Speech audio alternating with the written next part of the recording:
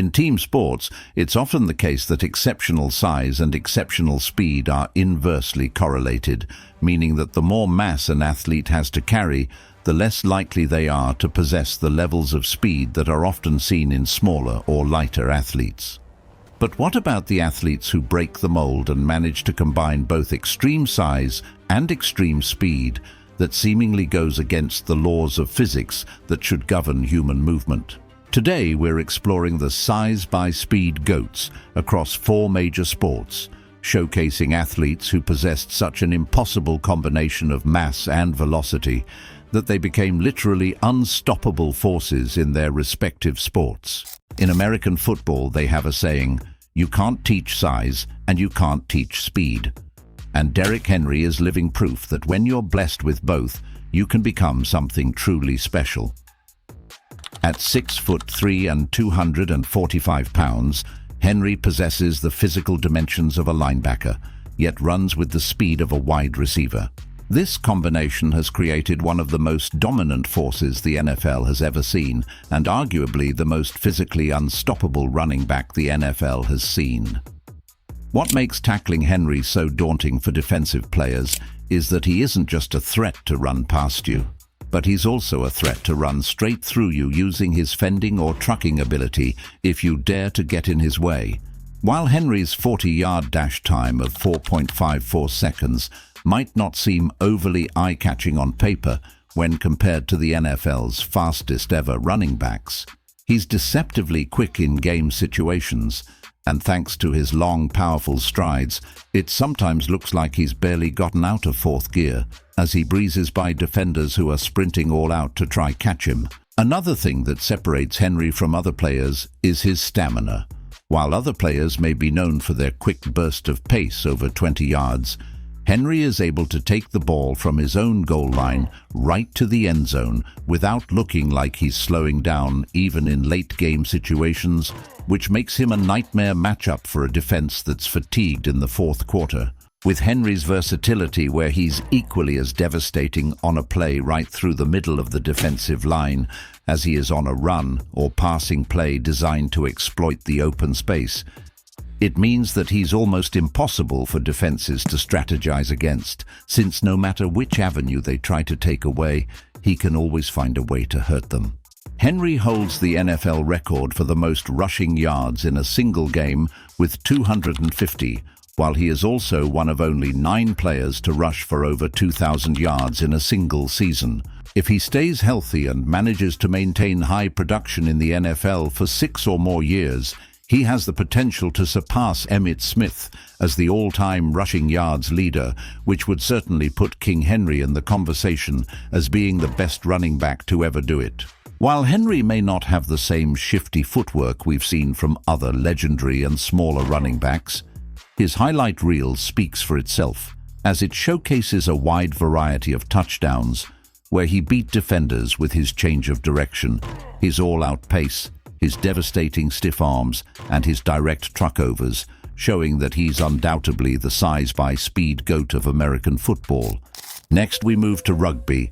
the sport that Jonah Lomu brought to global attention in 1995 with his incredible performances at the '95 World Cup, which made him a global sporting icon.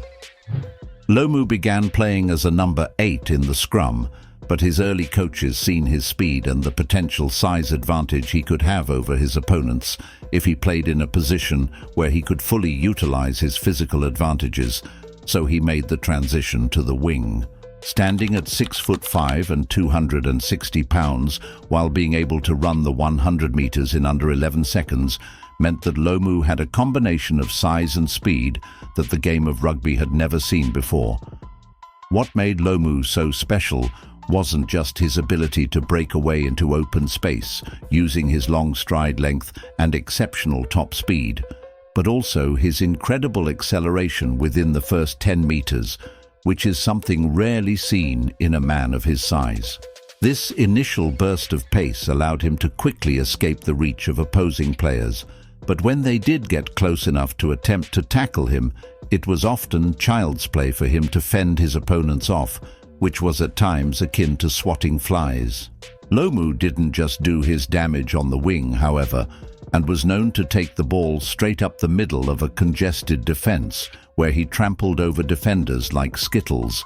often taking several defenders to act as speed bumps before putting a stop to his momentum and bringing him to ground. What made Lomu's performances even more remarkable was that he was battling with a kidney condition throughout his career,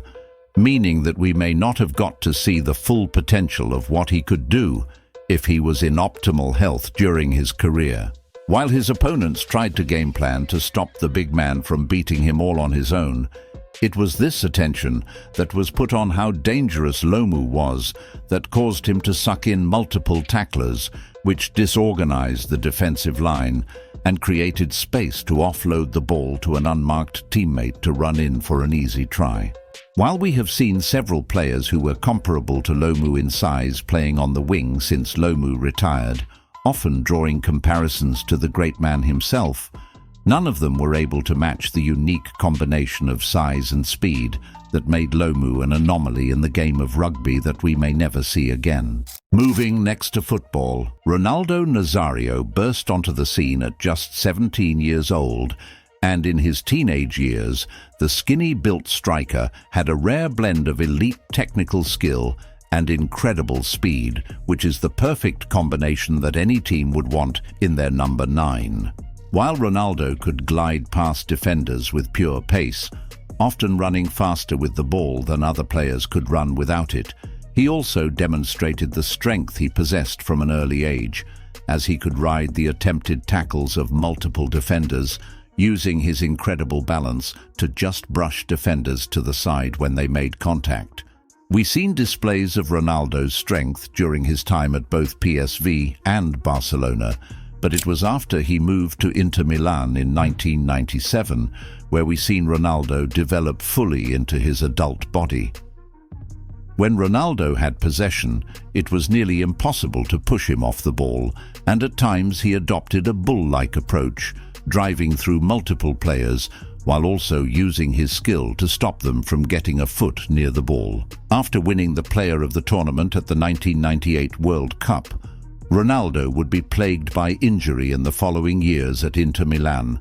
and this is when his weight issues started to become apparent. Ronaldo was relatively tall at 6 foot, but as he was trying to regain his fitness in time for the 2002 World Cup after being sidelined by injury, his weight was above the typical range for an elite football player, and he was said to have weighed around 190 pounds at the 2002 World Cup, while a more suitable playing weight for his height was around 180 pounds. Despite this, he still scored 8 goals at the World Cup, including 2 in the final on the way to lifting the trophy. It was after his move to Real Madrid that Ronaldo's weight issues really started to become apparent. But despite his continued weight gain, he still managed to maintain his exceptional speed and was able to burn defenders for pace, while defenders who tried to get physical were brushed aside by Ronaldo's superior power. Ronaldo could take off from a standing start and leave defenders for dead before they had time to react. But once he had gone past the defender, there was simply no catching him, particularly when he beat the last defender and was bearing down on goal. He was extremely composed in these scenarios and usually rounded the keeper with ease to finish into an empty net. By the time of the 2006 World Cup, Ronaldo's weight was said to have increased to 209 pounds, and it was clear to see at this point that he was considerably overweight for an elite footballer. But he was still able to maintain his place as Brazil's starting striker and break the World Cup goal-scoring record at the time. With Ronaldo maintaining incredible speed during the period where he weighed 190 pounds or more on a 6-foot frame, I think it's fair to recognize him as the size-by-speed GOAT of football. Of the 4 sports we're discussing in this video, basketball is the one where size is typically a prerequisite to compete in the NBA, while speed isn't necessarily a requirement. While we do tend to see players with exceptional speed and agility in the guard positions, this isn't something we tend to see from the towering figures of the game whose job it is to do battle at the rim, to block shots and contest rebounds. Standing just shy of the 7-foot mark at 6'11", Giannis Antetokounmpo breaks the trend of the traditional slow-moving big man by having an exceptional level of speed that makes him almost impossible to stop once he gets ahead of steam to the basket. What's most impressive about Giannis's speed is how quickly he can travel the full length of the court, often going coast to coast in a few seconds, while taking a remarkably small number of steps to get from the halfway line to the basket, thanks to his enormous stride length. A trademark feature of Giannis's game is his Eurostep, with him having the ability to initiate his Eurostep move just inside the three-point line and continue it all the way to the basket, where he can finish with a dunk. Having the ability to cover this much ground before he has to play the ball, while defenders can only hope their presence puts him off his finish, makes him one of the most daunting players to face for any of his opponents in the NBA. While Shaquille O'Neal was once seen as the quickest and most nimble big man in the NBA, thanks to his ability to take the ball coast to coast, it was the consistency of Giannis's deep starting attacks towards the rim that led to the creation of the point center label. This term described his unique abilities that combined the size and rim presence of a center along with the play-initiating abilities of a point guard. For the reasons mentioned, it's easy to see why Giannis can be considered the size-by-speed GOAT of basketball. The 4 athletes we've highlighted today prove that in rare instances, there are athletes who don't exhibit a natural trade-off between size and speed, who show us that sometimes one player really can have it all.